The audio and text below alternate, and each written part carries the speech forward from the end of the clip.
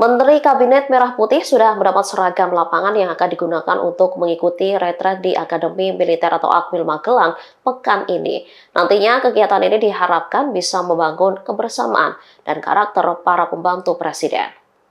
Menteri ESDM Bahlil Lahadalia membocorkan seragam yang nantinya akan digunakan untuk mengikuti retret. Ia tampak mengenakan seragam lengkap, mulai dari topi hingga sepatu hitam. Baju tersebut berwarna hijau loreng-loreng khas Tentara Nasional Indonesia atau TNI.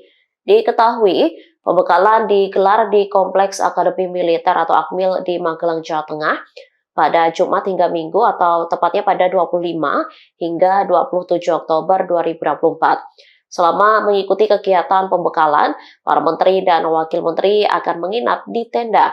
Di lokasi acara akan dilengkapi dengan 120 tenda yang menjadi tempat bermalam bagi anggota Kabinet Merah Putih tersebut.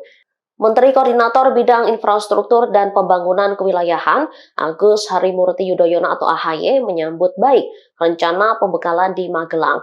AHY menyebut momen kembali ke Akademi Militer Magelang akan menjadi suatu hal yang spesial baginya. Menurutnya, pembekalan yang nantinya diberikan oleh Prabowo menjadi wadah untuk para menteri dan wakil menteri mengenal satu sama lain. Download Tribun X sekarang, menghadirkan lokal menjadi Indonesia.